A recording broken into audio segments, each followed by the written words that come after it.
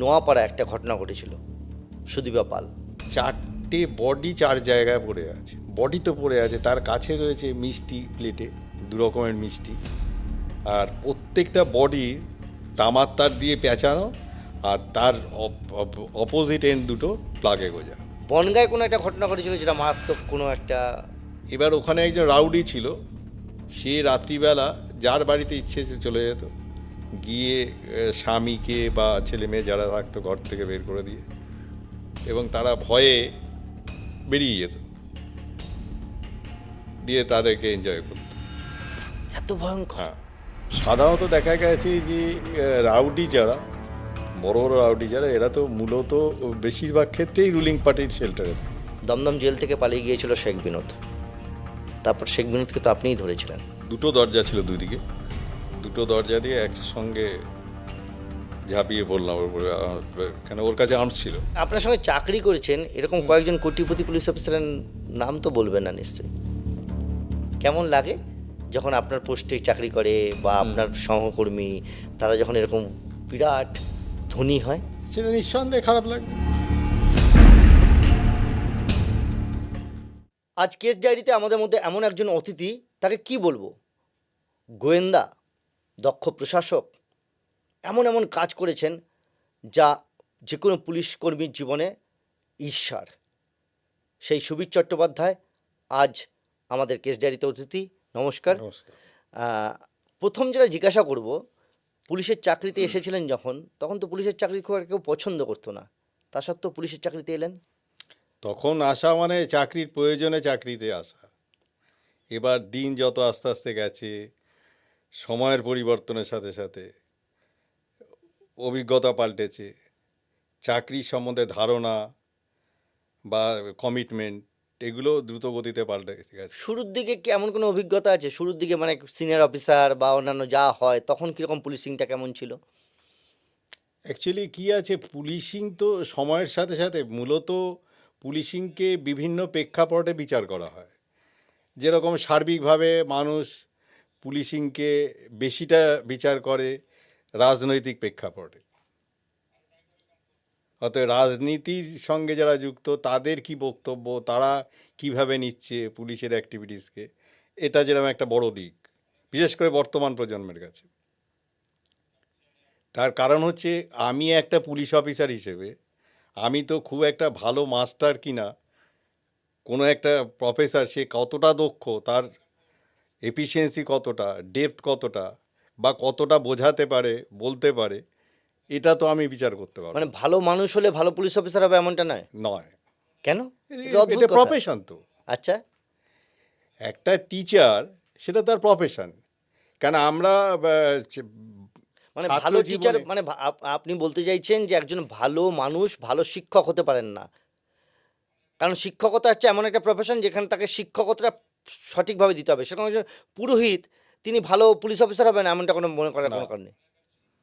যেরকম বলি, একটা শিক্ষক সে হয়তো তার প্রচুর ভালো ডেপথে নলেজ আছে পার্টিকুলার একটা সাবজেক্টে, কিন্তু সে বলে বোঝানোর যে ক্যাপাসিটি সেটা কিন্তু তার নেই অতটা।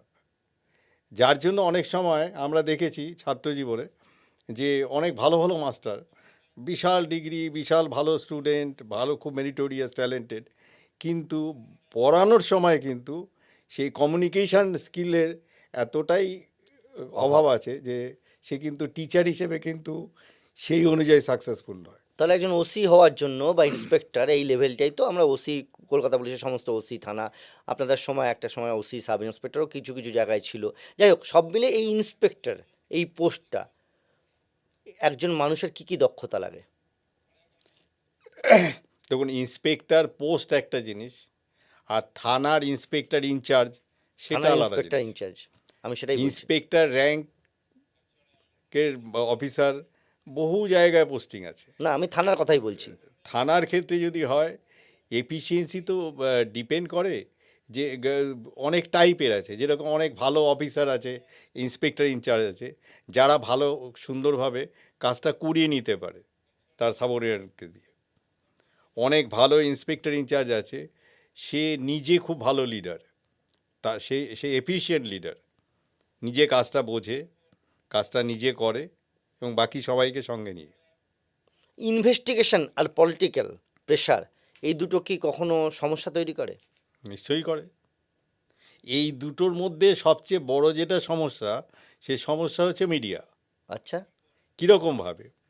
যেটা মিডিয়া বর্তমানে একটা সোকল ফোর্থ পিলার হিসেবে এটা তো এফেক্টিভ রোল নিয়েছে সোসাইটিতে, এটা তো মানতেই হবে। এবং সেটা আমরা দেখেছি যেরকম মানুষের চিন্তাভাবনার মধ্যে, ধ্যান ধারণার মধ্যে, ইভিন কোর্ট, যেটা অনেকে হয়তো ভাবে যে কোর্ট তার নিজের মতো বিচার করছে, সবসময় তা নয়। কেন, সেও তো একটা হিউম্যান বিইং। তো তারাও অনেকেই অনেক ইম্প্যাক্ট তৈরি করে বিভিন্ন নিউজ। সে কতটা সত্যি, কতটা মিথ্যে, বা আর্ধেক সত্যি বা পুরো সত্যি, বিভিন্ন টাইপের নিউজ থাকে। মিডিয়াকে দোষ সবাই দেয়, মিডিয়ার সাধারণত না, দোষী দোষ হয়।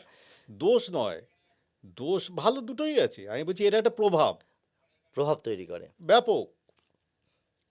ঠিক, এবার আমরা চলে আসবো এমন একটা ঘটনায়, যে ঘটনা একটা সময় আপনার চাকরি জীবনে বিরাট, সেই সময় আপনি সরাসরি অনেক কিছু ইনভেস্টিগেশনে আপনি হয়তো আইও ছিলেন না, কিন্তু আমাদের রাজ্যের বড় বড় ঘটনা, যে ঘটনায় আপনি বিরাটভাবে তদন্তে সহযোগিতা করেছেন, একটা সময় নাকি আপনি ভাড়াটে হিসেবেই কাজ করতেন, এটা আমরা দেখেছি বিভিন্ন কেসে, যে কোথাও কোনো ঘটনা ঘটেছে, স্পেশাল ইনভেস্টিগেশন টিম তৈরি হচ্ছে, তো সুবীর চট্টোপাধ্যায়কে নেওয়া হলো সেই টিমে।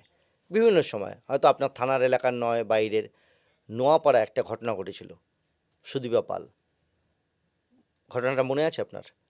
মনে আছে। কি হয়েছিল ঘটনাটা একটু বলুন। ঘটনাস্থলে প্রথম থেকে গিয়েছিলাম আমরা। আমি তখন পাশে ওসি টিটাগড় ছিলাম, নওপাড়ার ঠিক পাশের থানা। হ্যাঁ। ঘটনা হচ্ছে সুদীপা পাল একটা স্কুলের স্টুডেন্ট।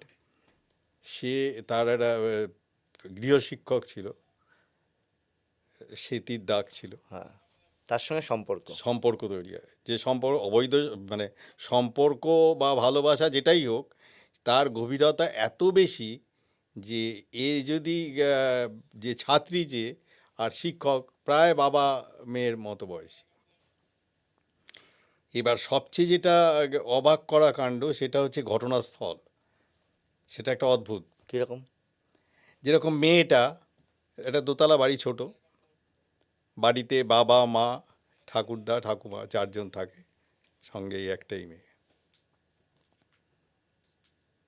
এবার মেয়েটা, তার মুখে এরকম বাঁধা, হাত পিছন দিয়ে বাঁধা। চেয়ারের সঙ্গে? না, বাইরে, আচ্ছা, বাইরে। বাড়ির বাইরে। বাড়ির বাইরে, আচ্ছা।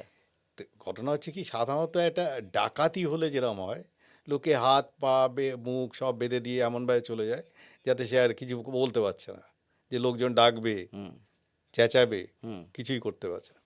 এটা হচ্ছে ওর, মানে বাড়ির বাইরের সিন। ফার্স্ট সিন, হুম। বাড়ির বাইরে পড়ে রয়েছে হ্যাঁ। মেয়েটি, হাত মুখ বাঁধা সব। হ্যাঁ। তারপর ঘরে ঢুকে কি দেখলেন? ঘরে ঢুকে দেখলাম দোতলা বাড়িতে 4টে বডি 4 জায়গায় পড়ে আছে। আচ্ছা। এবার বডি তো পড়ে আছে, তার কাছে রয়েছে মিষ্টি প্লেটে, 2 রকমের মিষ্টি, আর প্রত্যেকটা বডির পা ইয়ে তার দিয়ে, আপনার তামার তার দিয়ে পেঁচানো, আর তার অপোজিট এন্ড দুটো প্লাগে গোজা। আচ্ছা, মানে সিনটা, ক্রাইম সিনটা তো ভয়ঙ্কর। ভয়ঙ্কর মানে বোকা বানিয়ে দেবে। আচ্ছা, মানে ভাবতে গেলেই 10 বার হোঁচট খেতে হবে, যেটা কোন দিকে যাচ্ছে, কি হচ্ছে, মানে কেন হচ্ছে। 4টে বডি 4টে জায়গায় পড়ে রয়েছে, প্রত্যেকের হাত পা, মানে হাত পা বাঁধা তামার না, তার দিয়ে, প্রত্যেকের পা তামার তার দিয়ে, তামার তার দিয়ে বাঁধা, হ্যাঁ। এবং সেটা প্লাগের প্লাগের সঙ্গে কানেক্টেড, আচ্ছা, 4 জনেরই। 4 জনেরই। এবং মিষ্টির প্লেট রয়েছে, মিষ্টি প্লেট, 2 রকম মিষ্টি আছে, একটা মানে plate প্রত্যেকটা প্লেটেই 2 রকম করে মিষ্টি। মিষ্টি আছে। তারপর? খুব কঠিন কাজ। হ্যাঁ। অ্যাপারেন্টলি 99% মনে হবে বাইরের কেউ এসে মার্ডার করে চলে গেছে। ঠিক 2 নম্বর মনে হতে পারে যে কেউ ডাকাতরা ডাকাতি করে চলে গেছে। ঠিক। তো এবার ডাকাতি করে চলে গেলে তাহলে তো বাড়ির কোনো না কোনো জিনিস তো মিসিং হবে। লুটপাট হবে। বাড়ির কোনো জিনিস কিন্তু কোনো কিছু যায়নি, সবই ইনট্যাক্ট আছে। মেয়েটাকে খুলে তারপরে জিজ্ঞাসাবাদ করা হলো বহু রকম। তা আমরা লোকালি ডাক্তারকে দিয়ে ওর মেডিকেলও করানো হলো, whether she was subjected to sexual assault or not. তো সব কিছু করার মধ্যে দিয়ে মেয়েটা কিন্তু খুব রিজিড। আচ্ছা, ও কিন্তু কোনো অবস্থায় ব্রেক করে এই ডাক্তারের যে রিপোর্ট হলো তাতে কিছু পাওয়া গেল না। না? এবার অনেক লম্বা ইয়ে করে জিজ্ঞাসাবাদে দিনের পর দিন করে কেসটা পরবর্তীকালে সিআইডি টেক ওভার করলো। দেবব্রত ঠাকুর ছিল তখন ডিডিআই নৈহাটি। হুম, এবার মানুষের ডেডিকেশন কতটা থাকলে হতে পারে, ওই মেয়েটা তার মানে ওর তো আর বাবা মা কেউ নেই, ঠিক।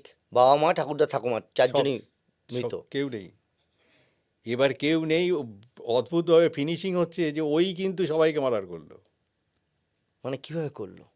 ও মেয়েটাকে বাড়িতে নিয়ে গিয়ে নিজের মেয়ের মতো করে ওকে মানে এতটা স্নেহ ভালোবাসা দিয়ে ওকে জাস্ট গেন ওভার করে এলো, যাতে ও পুরো ঘটনাটা সত্যি বলে ফেললো একসময়। সে সত্যিটা কি, এটা মানে কি ওই দেবব্রত ঠাকুর নিয়ে গিয়ে বাড়িতে? দেবব্রত ঠাকুর এবং সঙ্গে আরো হ্যাঁ, অফিসার ছিল, সোম বলে একজন হ্যাঁ। ছিল হালিশহরে বাড়ি। আচ্ছা, এরা সবাই বাড়িতে নিয়ে গেল, নিয়ে গিয়ে একদম হুম, ব্যক্তিগত বাড়ির সম্পর্ক তৈরি। বাড়ির মেয়ের মতোই থাকলো, অন্যান্য ছেলে মেয়ের মতো। তারপরে যেটা জানা গেল সেটা হচ্ছে ওই টিচার আর ও নিজে দুজনে মিলে এরা কলেজ স্ট্রিট থেকে পটাশিয়াম সায়ানাইড কিনে নিয়ে যায়। আচ্ছা, পটাশিয়াম সায়ানাইড কিনে নিয়ে গিয়ে মিষ্টিতে মিশিয়ে ওদের, কেন যে টিচার সে তো বাড়ির খুব কাছের হ্যাঁ, এবং পাশের পাড়াই থাকে আচ্ছা, এবং খুব বিশ্বস্ত। মার্ডারটা করলো পটাশিয়াম সায়ানাইডে। অ্যাপারেন্টলি দেখে মনে হবে যেন ইলেকট্রিক শকে মারা হয়েছে। যা হয় পোস্টমর্টমে তো এগুলো ক্লিয়ারলি বোঝা যায়, কজ অফ ডেথ বোঝা যায়। মানে পটাশিয়াম সাইনাইড খেলে পেটে কি মানে এই যে বিষ খাইয়ে মারা হলো তাতে কি বডিটা কালচে হয়ে যায়? এক্স্যাক্ট আমার মনে নেই এখনো আচ্ছা, যে কালচে হয়েছিল কি হয়নি। কারণ তো ইলেকট্রিকের শর্টে তো মানে কিছু শকে। হয় না। ওটাও যে সিমুলেট করা আর কি, আচ্ছা, মানে এটা সাজিয়ে রাখা আর কি, হ্যাঁ, যাতে টোটাল ইনভেস্টিগেশনকে ডাইভার্ট করা যায়। ঠিক, প্লাস ওই যে বাইরে ও পড়ে আছে, হ্যাঁ, মুখে বাঁধা, হ্যাঁ, হাত পিছন দিয়ে বাঁধা, ওই টোটাল ইয়েটাই হচ্ছে দুজনের তৈরি সিনকেট করা তৈরি নাটক। করেছে, হ্যাঁ, মানে অ্যাপারেন্টলি মনে হবে নাটক, কেন এর শুরুটা যেভাবে হুম, আর শেষটা যেভাবে হুম, কোনো কোনো রকমভাবেই মিল নেই। এবং আলটিমেটলি কেসটায় কিন্তু ও সব স্বীকার করলো, কোর্টে স্বীকার করলো এবং কেসে সাজা হলো এই কেসে। এবং এটা একটা ঐতিহাসিক কেস। এটা পরবর্তীকালে পিটিসিতে, পুলিশ ট্রেনিং কলেজে অফিসারদেরকেও এটা মডেল কেস হিসেবে দেখানো হয়, জানানো হয়। এই যে দেখো, মানে এই টাইপের ঘটনা খুব কম অফিসারের কেরিয়ারে কেউ হয়তো ডাইরেক্ট পেয়েছে। ঠিক এরকমই রোমহর্ষক ঘটনা যদি বলতে হয়, তাহলে এরপরেই দ্বিতীয় একটা সম্ভবত আপনি সেই সময় তিলজলা তপসিয়া এলাকায় তিলজলায় ছিলেন। সেই সময় কোনো একটা দেনা পাওনা লেনদেন ওখানে একটা চামড়ার মানে যে ব্যাগ ব্যাগ তৈরি হয় তার কারখানায় কোনো একটা ঘটনা ঘটেছিল। সেই ঘটনা মনে আছে? এই কেউ ধার চাইতে এসেছিল বা এরকম কি ঘটনা? ঘটনা হচ্ছে যে অ্যাকচুয়ালি তপসিয়া জায়গাটায় তো আগে তো প্রচুর ফ্যাক্টরি ছিল, ট্যানারি যেগুলোকে হ্যাঁ, বলা হতো, সেগুলো এখন নেই। তো ওই ট্যানারিকে কেন্দ্র করে ওখানে প্রচুর ওর যে ফিনিশড গুড যেগুলো বিভিন্ন ওয়ালেট, তারপরে অন্যান্য জিনিস এগুলো তৈরি হতো। তো একজন সে এই টাইপের ব্যবসা করতো, একটা ঘর নিয়ে, এবং একজনের কাছ থেকে বেশ কিছু টাকা ধার নিয়েছিল। তো সে প্রায় এসে টাকা চেত, ও টাকা দিতে পারতো না, ও এসে যা তা বলে যেত, গালাগালি দিত। এরকম একটা খুব বাজে সম্পর্ক তৈরি হয়ে গেছিল। তো একদিনকে দুপুরবেলা ও এসছে টাকা চেতে, তখন করেছে কি, হঠাৎ মানে যে টাকা চেতে এসছে সে কিন্তু খুব ভালো রোবাস্ট চেহারা। হেলথ, হ্যাঁ। হুম, আর যার কাছে টাকা পাবে সে কিন্তু এরকম খুব অর্ডিনারি একটা ফিগার। ও করেছে কি, পিছন থেকে একটা হাতুড়ি, মোটা বেশ ভারী ওজনের হাতুড়ি দিয়ে ওর পিছন থেকে মাথায় মারে। আচ্ছা, মাথায় মারাতে ও স্পটে মারা যায়। এই যে ঘটনা, এই ঘটনার জন্য যে মারা যাচ্ছে সেও তার আগে নলেজ ছিল না, আর যে মার্ডার করলো তারও কিন্তু নলেজ ছিল না যে কিভাবে কি মেরে করবে। ফেলবো আর কি। এবার ঘটনাটা ঘটার পরে ও করলো কি, দোকান থেকে সিমেন্টের যে বস্তাগুলো হয়, ওই বস্তা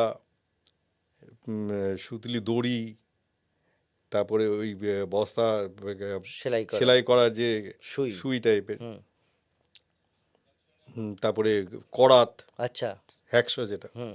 এইসবগুলো কিনে নিয়ে এলো।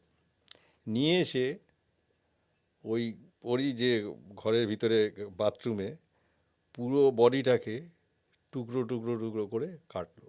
আচ্ছা। কিছু না হলো 12 পিস। ভয়ঙ্কর। এবার এই 12টা টুকরো কাটার পরে তো প্রচুর রক্ত, সেইগুলোকে পরিষ্কার পরিষ্কার করলো অনেক সময় নিয়ে। হুম। দিয়ে ওই বালিগুলো যেটা নিয়ে এলো, বস্তাতে বালিগুলো ঢোকালো, তার পুরোটা নয়, কিছুটা বালি এবার ঢোকালো। হ্যাঁ, আর বাকি এক একটা করে পিস হতে ঢোকালো। দিয়ে ওর বস্তার মুখটাকে সেলাই করে। সেলাই করে দিল। হুম। এরকমভাবে 12 বস্তা হলো। ও একটা ভ্যানওয়ালাকে ডেকে পাঠালো। তো ভ্যানওয়ালাকে ডাকিয়ে কি বালির বস্তা নিয়ে যাবে, হুম। তো ও বস্তাগুলো ভ্যানে লোড করলো। ও ভ্যানওয়ালার তো সাহস ক্ষমতা নেই যে ওই ভারী ও একা নিয়ে যাবে। হুম। তো ও পিছন থেকে ঠেলছে আর ভ্যান ভ্যানওয়ালা সামনে চালাচ্ছে। যাচ্ছে। হ্যাঁ। দিয়ে ওখান থেকে নিয়ে এসে চৌভাগাতে, ওখানে মানে এই কর্পোরেশনের বাসন্তী হাইওয়ের উপরে বাসন্তী হাইয়ের উপরে ঠিক নয়, মানে কিছুটা এগিয়ে গেলে। বাসন্তী যদি সায়েন্স সিটির দিক থেকে আমরা বাসন্তীর দিকে যাই, হুম। বাসন্তী হাইওয়ে ধরে, ওর ঠিক ডান সাইডে এরিয়াটা। হুম। তো ওখানে কর্পোরেশনের একটা মতো আছে, বেশ স্লুইস কয়েকটা গেট। সুইচ গেট টাইপের আছে। ওখানে এক এক করে বস্তাগুলোকে ফেললো। ওই এর মধ্যে ওই যে জল যাচ্ছে। জল যাচ্ছে, মানে ভালো স্পিডে জল যাচ্ছে। হ্যাঁ। দিয়ে এবার তারপরে তো বাড়ির থেকে যে মারার হলো, তার বাড়ির থেকে খোঁজাখুঁজি শুরু হলো। দিয়ে তারপরে আমরা ওকে পেয়ে নিয়ে এসে জিজ্ঞাসাবাদ শুরু করলাম। জিজ্ঞাসাবাদ করে অনেকক্ষণ চেষ্টা করে করে করে করে লাস্টে ওর কাছ থেকে যেটা জানতে পারলাম, যে ঘটনাটা এতক্ষণ বললাম, হুম। এইভাবে ও মার্ডার করলো। ও স্বীকার করে নিল। স্বীকার করতে হলো। ইন্টারোগেশন এটাই তো এফিসিয়েন্সি। আচ্ছা, ইন্টারোগেশনের এই যে এফিসিয়েন্সি বলে, এই এফিসিয়েন্সিটা কি মানে মারধর করে নাকি কথা বলতো? সবসময় যে মারধর যে একমাত্র অপশান তা নয়। এর আগেরটা বলে মানে সুদীপ ব্যাপারে একটা একটা ভালোবাসার মাধ্যমে কথা বেরোলো। হ্যাঁ, একটা লোককে কোনো কথা বের করতে গেলে বহু টেকনিক আছে। কাউকে এক্ষুনি একটা জিনিস জিজ্ঞেস করলাম, সে হয়তো ডিনাই করে গেল। তাকে 10 রাউন্ড অন্যান্য বিভিন্ন প্রসঙ্গে কথা বলে আবার ক্যাজুয়ালি ওই কোশ্চেনটাই থ্রো করো, অটোমেটিক্যালি সে কিন্তু ওইভাবে স্টিক করা কঠিন। আচ্ছা। তারপরে কাউকে খুব কাছের লোক হয়ে, খুব বিশ্বস্ত লোক হয়ে যদি নিজেকে প্রমাণ করা যায়, তো সেইভাবেও কিছু কথা বের করা যায়। কখনো হয়েছে এরকম সবকটা টেকনিক, এই যে বলছে বিশ্বস্ত হয়ে কথা বার করা, বিভিন্ন টানা জেরা করা, এরকম জায়গায় গিয়ে কোনো জায়গায় ফেল করলে এরকম হয়েছে কখনো? ফেইলিও সাকসেস তো থাকবেই, আচ্ছা। তো তখন থাকতেই মারধর, হবে। এই যে থার্ড ডিগ্রি বলে, এই থার্ড ডিগ্রির প্রয়োগ হয় না? না, এখন বলছেন না, নাকি আসলে কোনোদিন সত্যি কোনোদিন করেননি? হয় না। আচ্ছা, মানে আইন থেকে এখনো আইন কোনো বেআইনি কোনো কাজ আপনি করেননি এই ধরনের? থার্ড ডিগ্রি একটা বেআইনি কনসেপ্ট। আচ্ছা। থার্ড ডিগ্রি বলে কোনো শব্দ কিন্তু ল নেই। না না, ল বইয়ে নেই, সেই জন্যই আপনারা কোনোদিন করেননি আর কি। খুব বাবা বাছা করেই, ভালো করেই কথাগুলো বার করেছেন। ঠিক, চলে আসছি পরে আর একটা ঘটনা শুনেছিলাম বনগাঁয় কোনো একটা ঘটনা ঘটেছিল, যেটা মারাত্মক কোনো একটা মহিলাদের সঙ্গে ঘটনা তো প্রচুর থাকে, ঘটনা হ্যাঁ, ইভেন্ট আপনার জীবনে তো ঘটনা বহুল, প্রচুর প্রচুর ঘটনা, কিন্তু বনগাঁর ওই ঘটনা অন্যরকম। একবার শুনেছিলাম আপনি গল্প করছিলেন কোনো একদিন। বনগাঁতে একদিন, আমি তখন ওসি বনগাঁ ছিলাম। হুম। তো সন্ধে তখন 7টা 7:30 এরকম হবে। 5-6 জন মহিলা সে এসছে দেখা করতে। আচ্ছা। তো দেখা করতে এসে দাঁড়িয়ে আছে,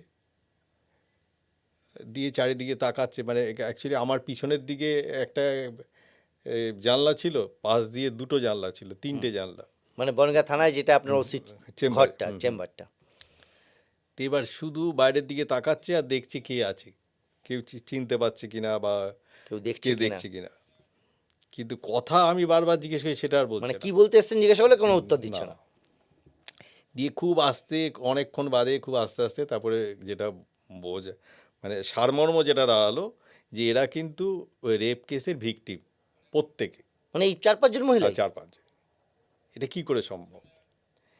এবার ওখানে একজন রাউডি ছিল, নাম আর জায়গাটা আমি বাদ দিচ্ছি, সে তার কাজ ছিল অ্যাকচুয়ালি রাউডিজম যখন অনেক সময় রুল করে না, তখন হয় কি আসল ঘটনা কেউ সত্যিটা সত্যি হলো সে বুকের সাহস থাকে না এই সত্যি কথাটা গিয়ে পুলিশের কাছে বলা বা কারোর কাছে গিয়ে বলা। সে রাত্রিবেলা যার বাড়িতে ইচ্ছে সে চলে যেত, গিয়ে স্বামীকে বা ছেলে মেয়ে যারা থাকতো ঘর থেকে বের করে দিয়ে, এবং তারা ভয়ে বেরিয়ে যেত, দিয়ে তাদেরকে এনজয় করতো। এত ভয়ঙ্কর! হ্যাঁ, কত বছর আগের ঘটনা এটা? তা তো অনেক দিন, অনেক বছর, তাও 20-22 বছর। 20-22 বছর। তার মানে পরবর্তীকালে আমরা শাহজাহান সম্পর্কে যে সমস্ত বিভিন্ন জায়গায় না না, ছড়িয়ে ছিটিয়ে শাহজাহান বাড়ি আমি যেটা বললাম এটা পুরো আকাশ এই পাতাল। এটা তো আনকমন, আনকমন Yes, বলেই মনে আছে। একদম। কমন হলে তো মনে থাকার কথা না, কমন ঘটনা। তারপর কি এত হলো? দীর্ঘ তারপর চাকরি তারপর কি হলো বলুন একটু। না, তারপরে আমরা যেটা ঠিক করলাম আমি, সেটা হচ্ছে ওদের মধ্যে থেকেই বলে দিলাম যে আজকে বা কালকে যার বাড়িতে যাবে তোমরা বাকিরা ওয়াচ করবে, দিয়ে আমাদেরকে খবর দেবে। তখন তার এই মোবাইল ফোন ছিল না, ঠিক। দিয়ে খবর দিল, তো আমরা গেলাম।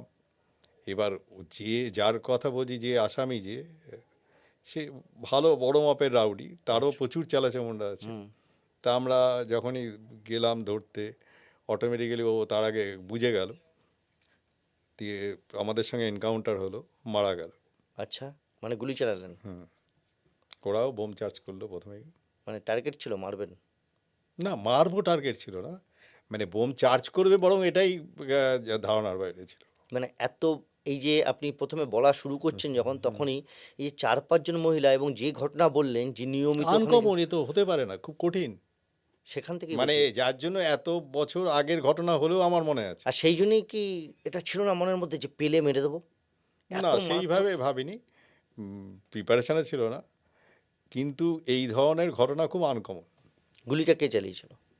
আমরাই চালিয়েছিলাম, আমিই চালিয়েছিলাম। একটা ফায়ার? একটা কি এক্স্যাক্ট মানে নেই, 2-3টে তো মিনিমাম করতে হয়েছে একটা ফেরে। কোথায় কোথায় লেগেছিল গুলি? অতটা মনে নেই। এই ধরনের ঘটনা প্রচুর হয়েছে, ভালো লেগেছিল মেরে? প্রচুর ঘটনা আছে এই ধরনের ঘটনা এরকম গুলি যেখানে। চালিয়েছেন আরও? হ্যাঁ হ্যাঁ, কোথায় কোথায়? বহু আছে, যেরকম কাকিনার, আমি তখন জগদ্দল থানায় ছিলাম। কাকিনা স্টেশনের ঠিক ওপারটাকে বলে রথতলা এলাকা। তখন বাবু কুণ্ডু বলে একজন রাউডি ছিল, তো ও ওই এরিয়াটা রুল করতো। ওর গ্যাংয়ে প্রায় 150-200 ছেলে ছিল, এবং যতগুলো এন্টার বিশাল এরিয়া, যতগুলো এন্ট্রি পয়েন্ট, সব জায়গায় বোম নিয়ে ওর দলের ছেলেরা পিকেটিং করতো। আচ্ছা মানে পুলিশ ঢুকলেই বোম চার্জ করবে। আচ্ছা।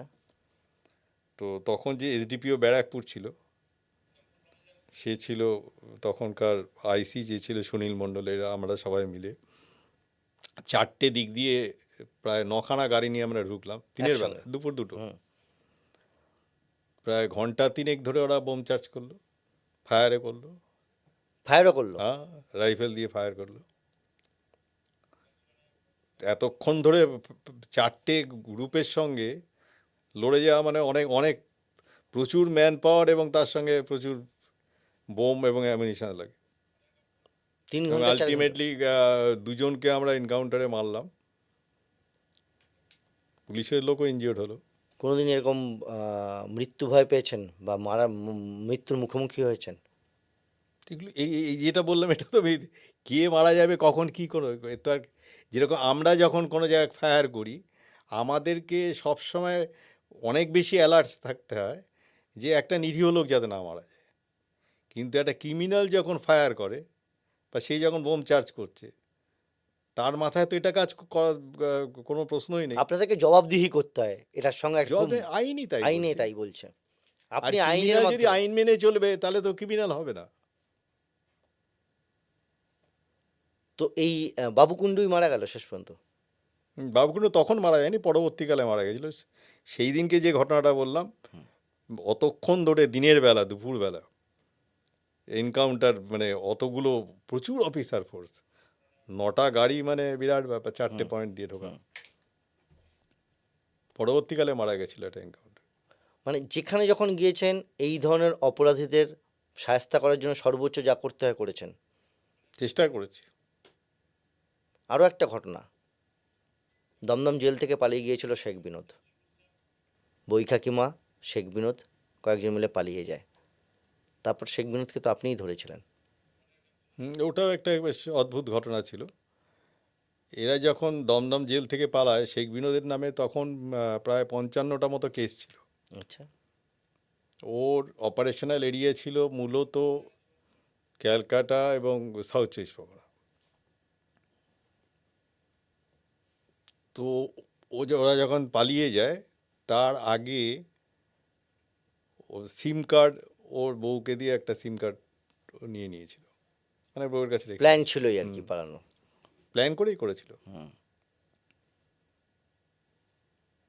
তখন 3টে টিম তৈরি হয়। একটা হচ্ছে নর্থ চব্বিশ পরগনা, যেহেতু দমদম জেল থেকে পালিয়েছিল, হুম। সিআইডি থেকে, সাউথ চব্বিশ পরগনা থেকে। আমি তখন ছিলাম আইসি তিলজলা। তখন জাস্ট আমার উপরে ছিলেন ডিএসপি কাইম আর.এন. ব্যানার্জি, এখন আইজি আইবি। তো আমার কাছে একজন অফিসার ছিল, এই এখন যেটা প্রগতি ময়দান, মানে পরমা, হুম। সুমন দাস। হুম। খুব মিশুকে, খুব ভালো ছিল। তো ও এক সময়, আমরা ওটাকে ট্র্যাক করতে গিয়ে দেখলাম ওর লোকেশন হচ্ছে ডানকুনি। এই নাম্বারটা পেলেন কি করে? পেলাম কি করে ওইভাবে এক্স্যাক্ট তো আর বলবেন সবসময় না। বলা যাবে না। হ্যাঁ, সোর্স মাধ্যমে। এই যে সোর্স কথাটার মধ্যে একটা বিশাল ইলাস্টিক কনসেপ্ট আছে।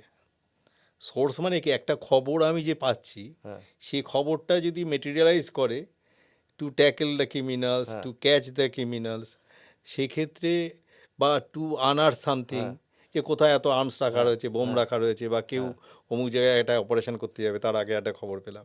এই ইনফরমেশানটা যার কাছ থেকে পাবো, সে কিন্তু সোর্স। ঠিক। সে একটা প্রফেসর হতে পারে, একটা স্কুলের টিচার হতে পারে, এটা মন্দিরে পুরোহিত হতে পারে, বা একটা ক্রিমিনাল হতে পারে, যে কেউ হতে পারে। না, কিছু কিছু সোর্স তো পুলিশকে টাকা দিয়েই পুষতে হয়।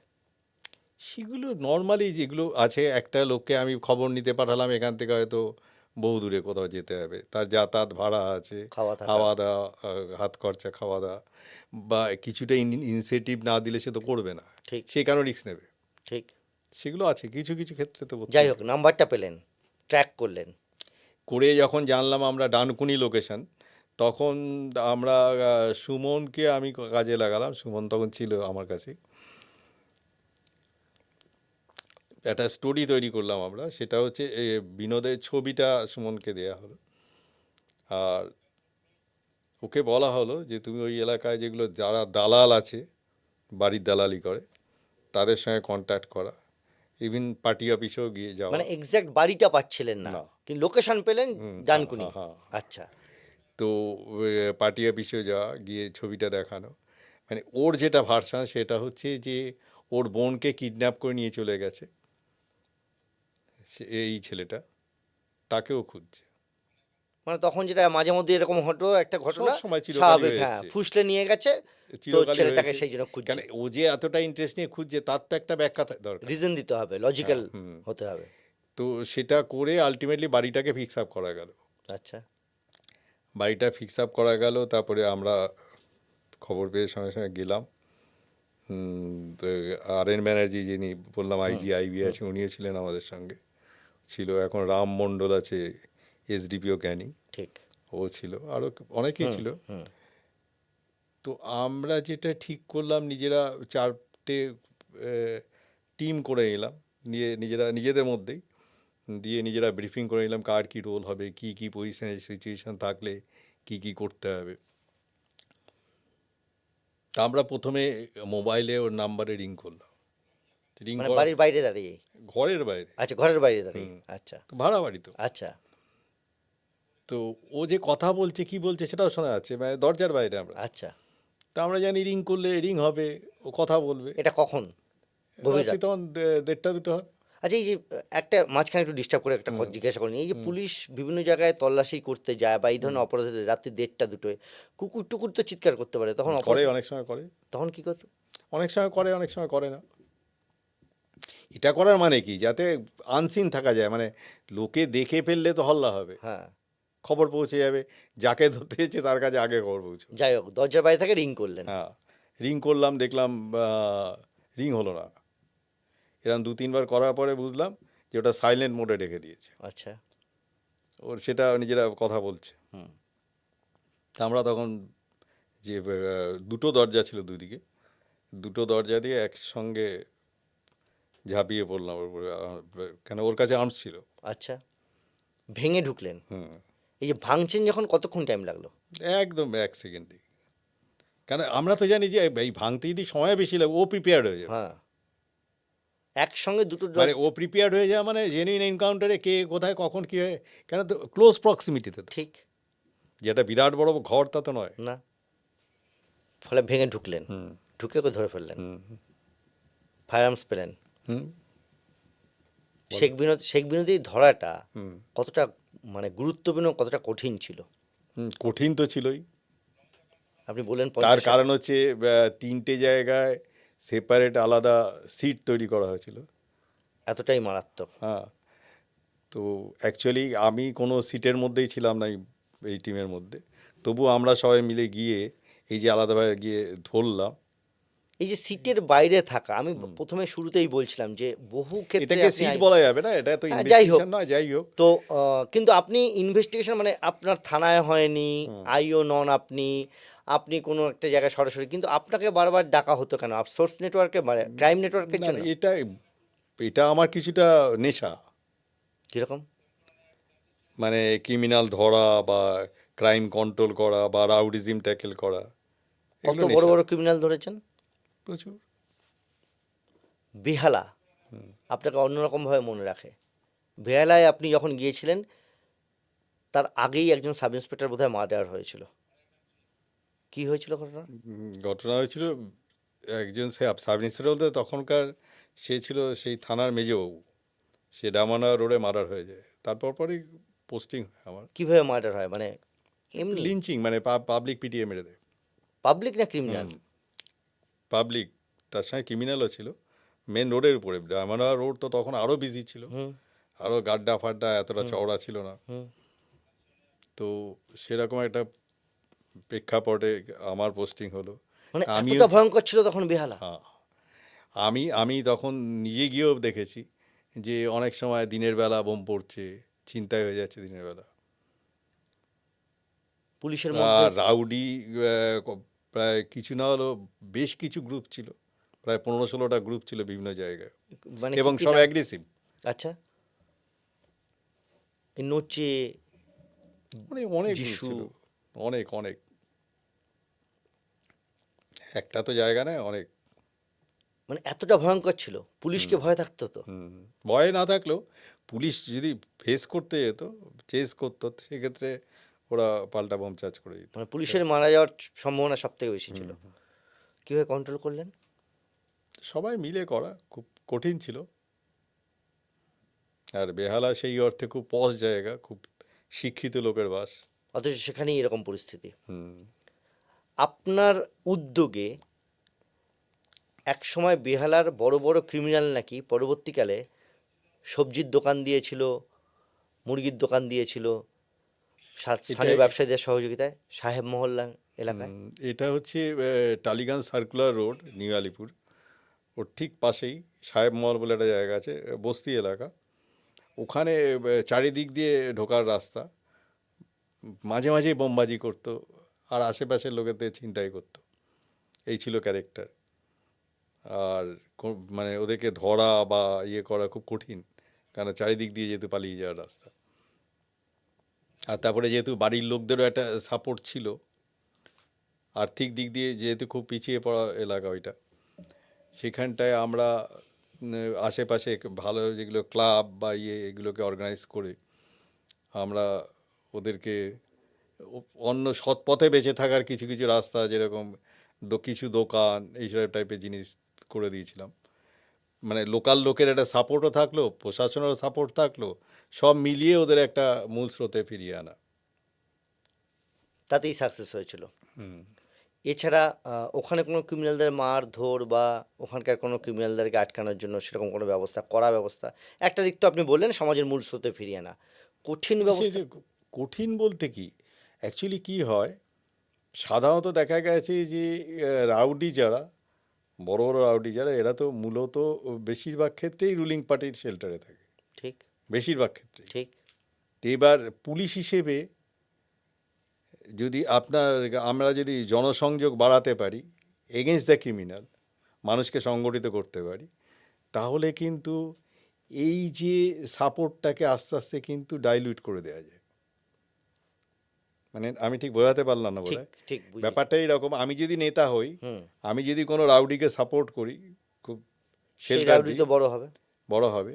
এবার ঠিক উল্টোটা, প্রশাসন যারা ওর বিরুদ্ধে ব্যবস্থা নিচ্ছে, তাদের বিরুদ্ধে যদি আমি নেতা হিসেবে সেই অফিসারের এগেনস্টে যাই, সেখানে পাবলিক কিন্তু নেতার বিরুদ্ধে হোস্টাইল হয়ে যাবে।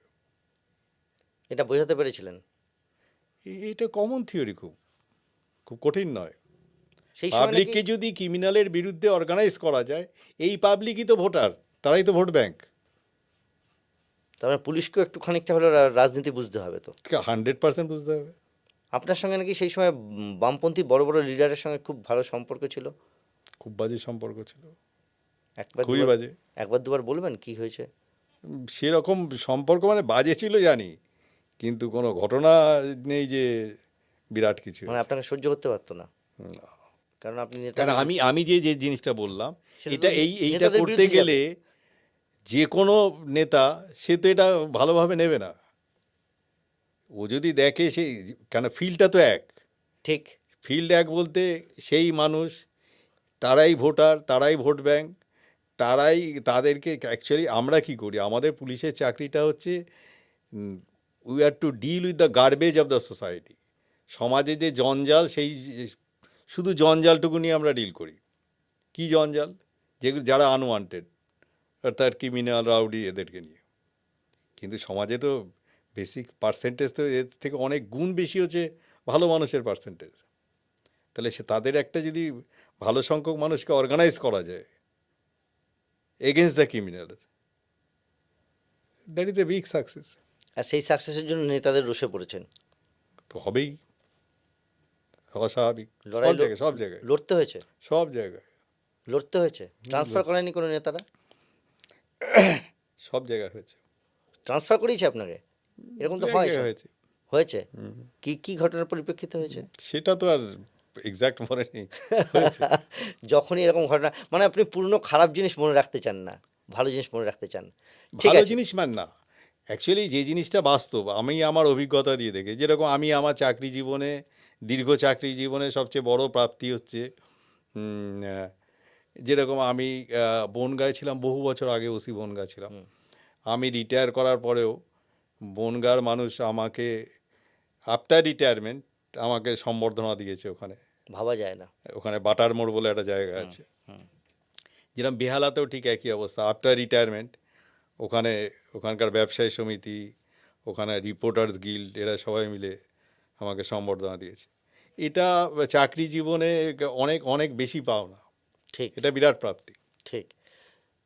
এই যে এত রকম চরিত্রে অভিনয় করেছেন, অভিনয় তো করতে হয় আমাদের সমাজে এসে।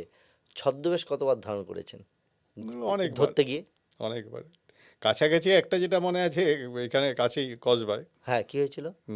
তখনকার যে হোম সেক্রেটারি, হুম। তারই এক তখনকার রিলেটিভ। বলতে এটা কোন সালের কথা বলছেন? কোন ইয়ারে ছিলেন কসবা? আমি তখন আইসি তিলজলা ছিলাম। আচ্ছা, 2001-2 সাল। তাতেও আর.এন. ব্যানার্জি নিয়েছিলেন আচ্ছা, তখন ডিএসপি ক্রাইম। হ্যাঁ। হোম সেক্রেটারির? খুব কাছের রিলেটিভ একজন। আচ্ছা, বাকিটা ডিটেলসে না যাই ভালো। না তবু তো একটু। তাকে কিডন্যাপ করে নিয়ে গেল ফর র্যানসাম, হ্যাঁ, তার বাচ্চা একটা মেয়েকে। আচ্ছা। মানে কলকাতায় তখন এই রকম ক্রাইম হচ্ছে? কলকাতায় ক্রাইম চিরকালই ছিল, কমেছে বেড়েছে, আচ্ছা নেচার পাল্টেছে। আচ্ছা। একটা বাচ্চা মেয়েকে অ্যাবডাক্ট করে নিয়ে যাওয়া এবং হ্যাঁ, র্যানসাম চাওয়া, হ্যাঁ। 2001-2 সাল বলছেন আপনি। মারাত্মক। দিয়ে তাকে নিয়ে গেছিল হলদিয়ার ওদিকে, রায়চক। তা আমরা সবাই মানে জাস্ট খুব ডিসগাইজে, ধুতি, পাঞ্জাবি, পাজামা, শার্ট এসব পরে, মানে অ্যাজ ইফ আমরা কাকা, মানে মেয়েটার বাড়ির লোক সেজে ওখানে গেছি, টাকাটা দিয়ে তার বিনিময়ে মেয়েটাকে নিয়ে আসবো। কত টাকা চেয়েছিল? 4 লাখ টাকা আচ্ছা। তখন হিমাদ্রি ব্যানার্জি ছিল ওখানে আইসি হলদিয়া। তো সেটাও আমরা ডিসগাইসে কিন্তু খুব এফেক্টিভলি রোল প্লে করতে পেরেছিলাম আলটিমেটলি। না, তারপরে ওখানে পৌঁছলেন, কি ঘটনাটা একটু বলুন না না, বিস্তারিত। এবার পৌঁছালাম, তারপরে আমরাও টার্গেট করছি যে ওরা কেউ আগে থেকে দেখতে পাচ্ছে কিনা, কেন যে আগে দেখবে সে অ্যালার্ট হয়ে যাবে। হুম। ওরা যদি দেখে ও অ্যালার্ট হবে, তার মানে ওরা আমাদের ওয়াচ করবে, হুম। আর আমরা যদি আগে দেখতে পাই তাহলে আমরাও আগে থেকে ওয়াচ করতে পারবো। তারপর পৌঁছলেন, হুম। টাকা নিয়ে ব্যাগ, হ্যাঁ। স্পেসিফিক জায়গা, স্পেসিফিক ব্যাগ ঠিক করা, যে ব্যাগে টাকা নিয়ে, হুম। সঙ্গে মেয়েটির বাবা এবং আপনারা। হুম। তারপর পৌঁছলেন, তারপর কি হলো? না, মেয়েটির বাবা যায়নি, আচ্ছা, আপনারাই আমরা গিয়েছেন? নিয়ে নিই, আপনারাই? আমরাই গেছিলাম, আচ্ছা। বাড়ির লোক কাউকে নিয়ে যায়নি। আচ্ছা, ঠিক। টাকাটা নিয়ে গেলেন? টাকাটা নিয়ে গেলাম, ব্যাগ রাখলাম, হুম। তারপরে দেখলাম আস্তে আস্তে এলো, মানে এলো মানে কি, ব্যাগটা রেখে দিয়ে আমরা দূরে সরে গেলাম, আচ্ছা। আমরা ওয়াচ করলাম কিভাবে কে কে কি আছে। বলা হয়েছিল, এই যে ব্যাগ রাখতে বলা হচ্ছে বা কি, সেগুলো কি ফোনে বলা হচ্ছে? সেটা তো একবারই, তখন তো আর অতটা মোবাইলের অতটা চল ছিল না, ঠিক। ছিল ঠিক। এত ইয়ে ছিল না। বাড়িতেই একবারে বলে দেওয়া হয়েছে এখানে গিয়ে এখানে ব্যাগটা রাখতে হ্যাঁ, হবে। হ্যাঁ। আপনারা পৌঁছলেন, ব্যাগটা রাখলেন, তারপর কি করলেন? তারপরে ওরা সে ব্যাগটা নিতে এলো, দিয়ে আমরাও চারিদিকে আস্তে আস্তে চেষ্টা করলাম যে ওদেরকে ম্যাক্সিমাম নাম্বার যে কজন আছে সবাইকে যেতে ধরা যায় একসঙ্গে। কতজন ছিল ওটা? ওরা 3 জন ছিল, আচ্ছা, 3 জনকে ধরা হলো। 3জনই এলো ব্যাগ নিতে? হুম, এক এক করে এলো, আচ্ছা, মানে ওরাও তো ওয়াচ করছে, ঠিক। যে একজনকে পাঠিয়ে দেখছে, আরেকজন দেখছে যে কেউ আছে কিনা, হুম। কেউ এগোচ্ছে কিনা আশেপাশে হুম। থেকে। আমরা যেরকম ওয়াচ করছি কাউন্টার ওয়াচ তো ওরাও করছে। ঠিক। দিয়ে অটোমেটিক্যালি যখনই আপনি টোটাল ইয়ে ধরা হলো, তখন মেয়েটা কোথায় আছে নিয়ে গেল, দিয়ে দিল। আচ্ছা, অ্যাবডাকশন তার মানে এই 3জনই করেছিল? হুম। এটা কি কাঁচা গ্যাং ছিল? অন্য কেউ হলে তো অ্যাকচুয়ালি বিভিন্ন টাইপের গ্যাং আছে, যেরকম আমরা এমনও পেয়েছি চাকরি করতে গিয়ে, হ্যাঁ, বাচ্চা মেয়েকে কিডন্যাপ করে নিয়েছে র্যানসামের জন্য, হুম। কিন্তু আলটিমেটলি দেখা গেছে কি যেদিনকে কিডন্যাপ করেছে সেদিনকে মেরে দিয়েছে। কেন মেরে দেয়? ভয়? অ্যাকচুয়ালি কী হয়, সবাই তো অতটা ম্যাচিওর নয়, আর ক্রাইম সবাই করতে গেলেও ম্যাচুরিটি লাগে। সময়ের সাথে সাথে প্রত্যেকের চিন্তাভাবনাও পাল্টাতে থাকে। ঠিক। যেটা আমার একটা মনে আছে, জগদ্দলে শ্যামনগরে বিআরএস কলোনি বলে একটা জায়গা আছে, হুম। ওখানে একটা বাচ্চা মেয়ে, তাকে কিডন্যাপ করলো। তো তার বাবা ও ভাটপাড়াতে ওই কাকিনার ফায়ার স্টেশন আছে, ওখানে চাকরি করতো। হুম। এবার কিছুতেই কিছু ডিটেকশন হচ্ছে না, কে নিয়ে গেল, দিনের বেলা, তখন বিকেল 4টে বাজে। হুম। তখন মেয়েটাকে দেখা গেছিল তারপর আর পাড়ার নেই। মধ্যে ঘুরছে, তারপরে আর দেখছি নেই। হুম। এবার আমরা, ওর কাকার ছেলে পাশের বাড়িতেই থাকে, মানে ওর দাদা আর কি, তো তাকেও আমরা জিজ্ঞাসাবাদ করছি। জিজ্ঞাসাবাদের ইন্টেন্সিটি যত বাড়াচ্ছি, তত দেখছি ওর মানে মেয়েটার বাবা, সে আমাদেরকে রেস্ট্রেন করছে, আচ্ছা। একে এত কেন জিজ্ঞাসাবাদ হুম। করছে। এইসব করতে করতে আমরা বহু রাউন্ড ইন্টারোগেশন করে করে, জিজ্ঞাসাবাদ করে করে, লাস্টে যেটা পেলাম সেটা হচ্ছে ওর সঙ্গে আরও 2জন ছিল, 3জনে মিলে মেয়েটাকে নিয়ে গিয়ে কল্যাণী এক্সপ্রেসওয়েতে মার্ডার করে ফেলে দেয়। তো এই বাবা বাধা ওই দিনকেই। তো বাবা বাধা দিচ্ছিল কেন? বাবার তো ভাইয়ের ছেলে, আচ্ছা, বাবা। ও তো জানে না, আচ্ছা। ও তো জানে না, আমরাও তো ভাবতে পারিনি। আচ্ছা। মানে ঘটনাটা এতটাই অদ্ভুত, মানে এই 3জনে এই মার্ডারটা করলো, সঙ্গে আরও 2জন ছিল, মার্ডারটা করলো, এদের প্ল্যান কি না, ওই ওই টাকাটা ভাগ করে নিয়ে এরা যে যার মতো ব্যবসা করবে। অল্প বয়স, 3জনেরই বয়স কম। আচ্ছা। কেসে সাজাও হয়েছিল। আচ্ছা। তো কেসটা তদন্ত করেছিল তখন চন্দ্রশেখর দাস বলে একজন সাব ইন্সপেক্টর ছিল, এরকম মানে ছিল সুমনজিৎ রায়, তখন এসডিপিও ছিল, উনিও ছিলেন। ঠিক। তাহলে মার্ডারটা করলো কেন? মানে ওরা কি মানে ম্যাচুরিটি না থাকার কারণে ভয় পেয়ে গেল যে চিনে এক ফেলবে? সময় কি হয়েছে, এক সময় টাকার লোভটা বেশি কাজ করে গেছিল, হুম। তখন ভেবেছিল ছেলেই টাকা দিয়ে দেবে। পরে তো এটা ভাবেনি যে ছেড়ে দিলে যে গিয়েও তো নাম বলে দেবে। আচ্ছা, দেখতে পেয়ে গিয়েছিল নিজের আপন কাকা। হ্যাঁ, তো হ্যাঁ, জানবে না, দাদা, আপন হ্যাঁ, দাদা। তো বাড়িতে বলে দেবে তো। হ্যাঁ। তো পরে এই নেগেটিভ জিনিসটা বেশি প্লে করে গেছিল, ঠিক। ঠিক। এবং সে দিনের দিনই মেরে দেয়। তারপরে নিজে নিয়ে গিয়ে ডেড বডি রিকভার। দেখায় কোথায় আছে, কি বৃত্তান্ত দেখালো, এবং কেসে সাজাও হলো। কোনোদিন এরকম কোনো ক্রাইমের ঘটনা ঘটেছে যেটা আনসলভড আপনার জীবনে? মানে আমি এই যে ঘটনাটা বললাম এটা ধরুন 2006 হবে। এরকম কোনো ঘটনা ঘটেছে আনসলভড আপনার জীবনে, তদন্ত করতে গেছেন অথচ পারেননি? আছে অনেক আছে। সেখানে সব জিনিস সলভ হয় নাকি? সেখানে নিজের খারাপ লাগেনি? খারাপ তো লাগবেই। মানুষের জীবনে খারাপ লাগা ভালো লাগা এই নিয়েই তো জীবন। কোনো এমন ঘটনা আছে যেখানে বুঝতে পেরেছেন ক্রাইম কে করেছে অথচ সেটা লিগ্যালি প্রুফ করতে পারেননি? এটা বেশি হয়। এরকম একটা ঘটনা এটা বেশি হয়। তবু মনে করেন? যেরকম আইন যেটা বলছে সেটা হচ্ছে এভিডেন্স। হুম, এই এভিডেন্স শব্দটা খুব কঠিন, ঠিক। বলা সহজ। সেটা কিন্তু সব কেসে কিন্তু এভিডেন্স কালেক্ট করা যায় না, এভিডেন্স থাকে না। সেক্ষেত্রে পুলিশকে কি করতে মানে হবে? দুজন লোক, ধরুন আমি আর আপনি হুম, একটা ঘরের মাঠে, আশেপাশে মাঝরাত, কেউ নেই, আমি আপনাকে মেরে দিয়ে চলে গেলাম। ঠিক, খুব সাধারণত এভিডেন্স পাওয়া খুব কঠিন। ঠিক। তখন তো সিসি ক্যামেরা ছিল না। সিসি ক্যামেরা তো ছিলই না, বলছি এভিডেন্স কালেক্ট করা খুব কঠিন। যেরকম এই ছেলেটার ক্ষেত্রে ওকে আমরা বারবার ইন্টারোগেট করছি, ও যা যা বলছে সেটা অডিও রেকর্ডিং করছিল। আচ্ছা, যদি বদলে যায় কথা। এবার বারবার করে করে ও যেগুলো ডিভিয়েট করছিল সেইগুলো ওকে দিয়েই শোনাচ্ছিলাম। কেন সবচেয়ে ব্যারিকেড হয়ে গেল তোর বাবা, ভিকটিমের বাবা, মেয়েটার বাবা। হুম, ওকে যতটা প্রেশার দিয়ে জিজ্ঞাসাবাদ করার উচিত সেটা করা যাচ্ছে না। ততক্ষণে তো অলরেডি মার্ডার হয়েও গিয়েছে। সেটা তো পরে জানলাম। পরে জানলেন। ভয়ঙ্কর। মার্ডার হলেও তো সেই কেসতে তদন্ত তো একই। ঠিক।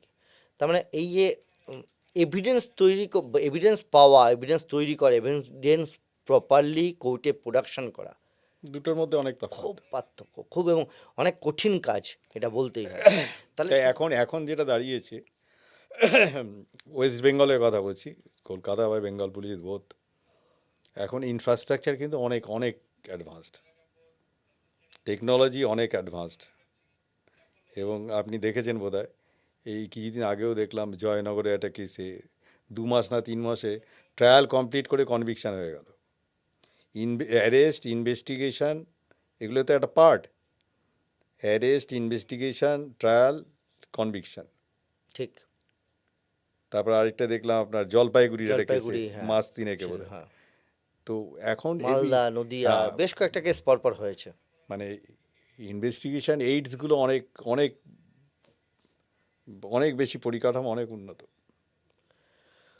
এখন ইদানিংকালে একটা কথা খুব প্রচলিত হয়েছে, সেক্সটর্শন, অর্থাৎ সেক্সুয়ালি কাউকে অ্যাটাক করে, তাকে ভিক্টিমাইজ করে তার কাছ থেকে টাকা তোলা। বহু বছর আগে বাগুইআটির এক ব্যবসায়ী হঠাৎ করে নিখোঁজ হয় এবং ওটা পরবর্তীকালে খুব আনকমন কেস ছিল, ন্যাচারালি ওটা খুব ডিটেলসে বলা ঠিক হবে না। সেক্সটরশন এটা তো খুব র্যাম্প্যান্ট, এখন তো র্যাম্প্যান্ট, আগেও ছিল, এখন আরও বেশি র্যাম্প্যান্ট হয়ে গেছে সোশ্যাল মিডিয়ার ইয়েতে। ঠিক, ছবি তুলে রেখে দিল, দিয়ে ওইটাই হ্যাঁ, দিয়ে এটা তো ভাঙিয়ে বহু খেতে। বছর আগেকার ঘটনা। তখন যেটা হয়েছিল, একটা বিখ্যাত কোম্পানি, বিখ্যাত কোম্পানি, কর্পোরেট হাউসের একজন খুব সিনিয়র লোক, সে ছিল ওই ঘটনার ভিকটিম। ভিকটিম। আর দোষটাও ছিল তার। সেইটাকে মানে যে যারা আসামি যারা, তারা সেটাকে এক্সপ্লয়েট করছিল দিনের পর দিন। ঠিক। একটা সময় আরও ফার্দার টাকা চায়, ও দিতে চায়নি, তখন আলটিমেটলি তাকে ট্র্যাপ করে নিয়ে এসে ঘোলার এখানে মারা ঘোলার গেল। ওখানে, হ্যাঁ। হিউম্যান ইন্টেলিজেন্স, ক্রাইম নেটওয়ার্ক আর টেকনোলজিক্যাল সাপোর্ট, কোনটা সব থেকে বেশি প্রয়োজন ক্রাইম ডিটেকশনে? সবকটাই। কোনটা বেশি কম নেই? এই টেকনোলজি আসার পরে তো হিউম্যান ইন্টেলিজেন্স নেটওয়ার্ক অনেকটা কমে গিয়েছে, বহু কেস ডিটেক্টেড হচ্ছে না। আপনি কি মনে করেন না টেকনোলজির সাপোর্ট অত্যন্ত বেশি নিচ্ছে পুলিশ, তার জন্য এই অবস্থা? না, তাতে কি হয়েছে, টেকনোলজিক্যাল যে সাপোর্ট বা ইনভেস্টিগেশনের ক্ষেত্রে যে ডিটেকশান বা এভিডেন্স কালেকশানে যে সাপোর্ট, সেটা কিন্তু অনেক বেড়েছে বলেই আপনাকে যেটা বললাম যে এইসব কেসগুলো এখন 2 মাস 3 মাসে কনভিকশনে পর্যন্ত হয়ে যাচ্ছে, যেটা কিন্তু আগে খুব রেয়ার হতো। আর এখন সেই অর্থে পরিকাঠামোও কিন্তু অনেক অনেক বেড়েছে। ঠিক। অনেক গুণ বেড়েছে। যেরকম অনেক জায়গায় আছে, এখানেই আছে, এক একটা ওসির কাছে 8-10টা অ্যাপ্লিকেশন আছে মোবাইলে, যে অনেক জিনিস ইনস্ট্যান্ট সে ওই নিজের মোবাইল থেকে পেয়ে যাচ্ছে। কীরকম? একটা দুটো? বাকিটা বলা যাবে, ও কারণ আমার এখতিয়ারে বাইরে। না, নিশ্চয়ই যে তথ্য প্রকাশ্যে আনার না সেটা প্রকাশ্যে না আনাই ভালো। মানে এই এরিয়াতেই। হ্যাঁ, আরেকটা ঘটনা, বারাসাতে আপনি পোস্টেড হলেন, বারাসাতের এসডিপিও, তার আগে বিকাশ বন্ধু মল্লিক, একজন হোমিওপ্যাথ চিকিৎসক, তিনি মার্ডার হয়েছিলেন। এই যে একজন অফিসারকে সরিয়ে দিয়ে আপনি গেলেন, কতটা চাপ? এই চাপ তো সবসময় থাকবেই, যে কোনো জায়গায় চ্যালেঞ্জিং পোস্টিং মানেই চাপ থাকবে। তখন বারাসাত খুব অগ্নিগর্ভ অবস্থা। ধরতে পেরেছিলেন সবাইকে? ধরা পড়েছিল।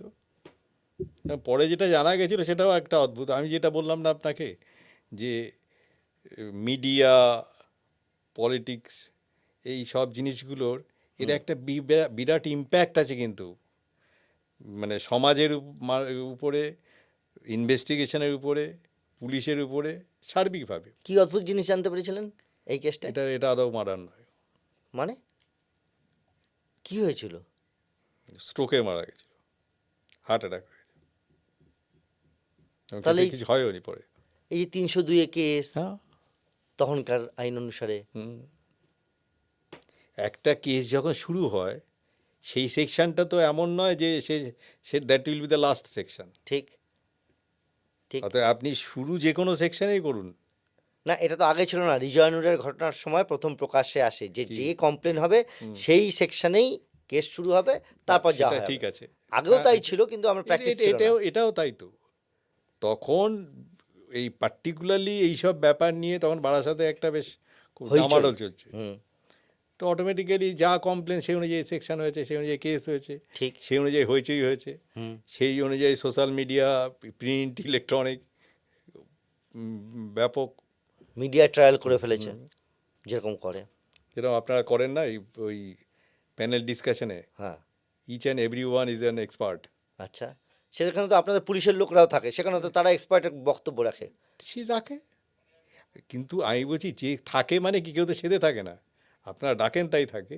কিন্তু মিডিয়াটা প্যানেল ডিসকাশনে কি হয়, আপনি একটা লোককে যাদেরকে ডাকছেন তারা দেখা যাবে যে সব সাবজেক্টে মাস্টার ডিগ্রি করে এসছে।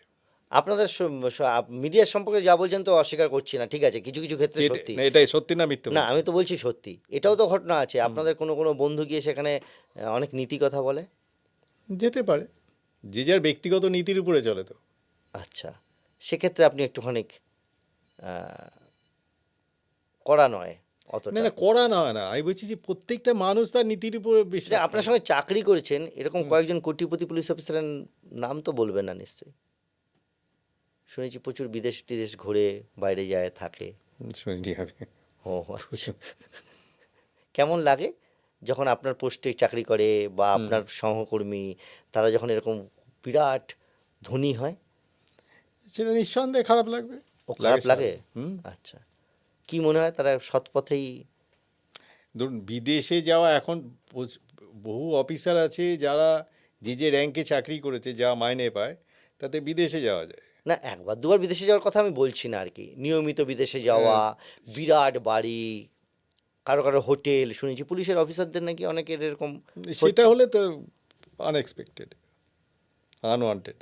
এই যে আপনি বললেন এটা মারাত্মক ঘটনা, যে আসলে মার্ডার নয়, স্ট্রোকেই মারা গিয়েছেন, যারা ধরা পড়েছিল তাদের জীবনের কিছু অংশ তো নষ্ট হলো, এটা কতটা খারাপ লাগে? খারাপ তো লাগেই, খারাপ লাগে বলেই তো মনে আছে। তার কি উপায় আছে? বহু ক্ষেত্রে আমরা দেখতে পাচ্ছি এখন বহু, লোয়ার বহু। কোর্টে, লোয়ার কোর্টে যারা সাজা পাচ্ছে, দোষী সাব্যস্ত সে হচ্ছে, চিরকাল আগেও বেকসুর হয়েছে, খালাস এখনো হচ্ছে। হচ্ছে। তদন্তকারী অফিসার হিসেবে কোনোদিন খারাপ লাগেনি যে আমার তদন্ত? আমি তো বললাম যে সবচেয়ে বড় জিনিস হচ্ছে তদন্তের একটা মেজর ফ্যাক্টর হচ্ছে political party, media, print, electronic, social media, এতে ব্যাপক রোল আছে।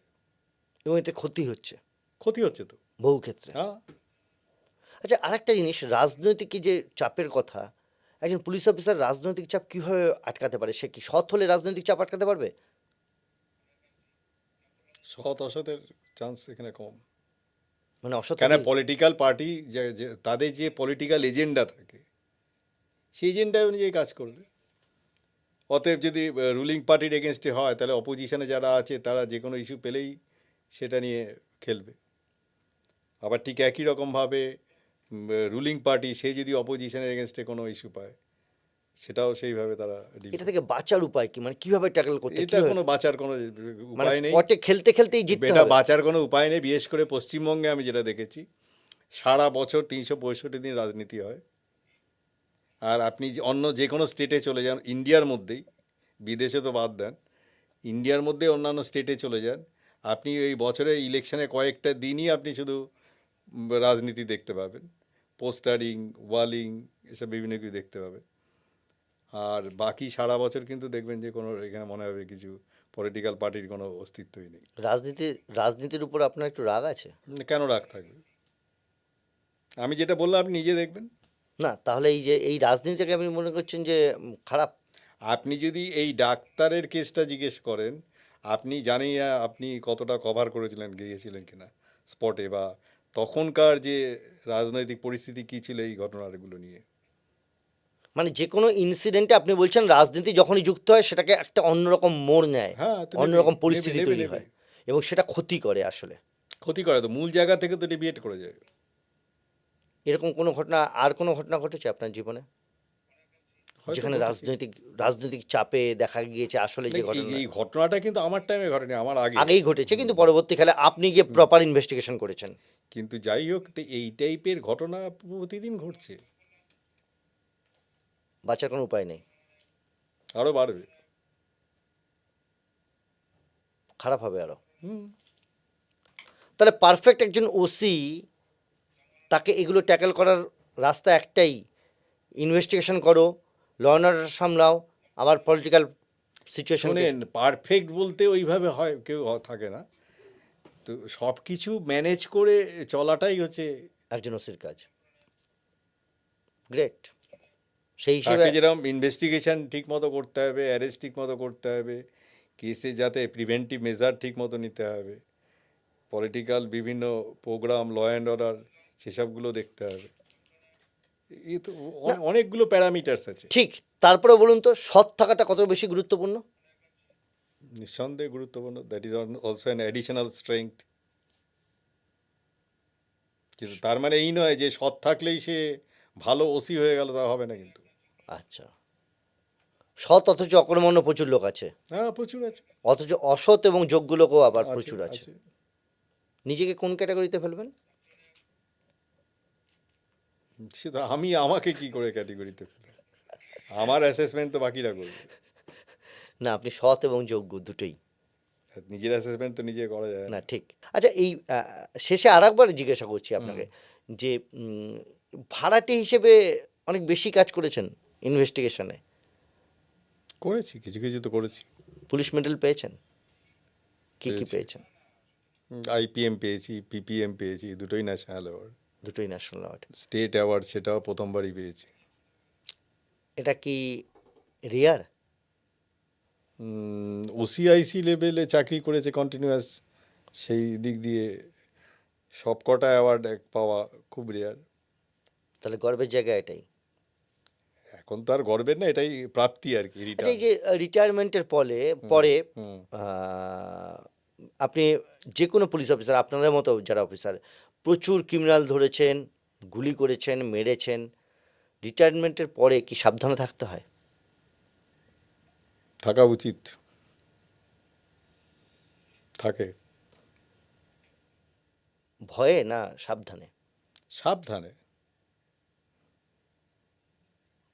কেন? সাবধান শব্দটা তো ভয় থেকেই আসে।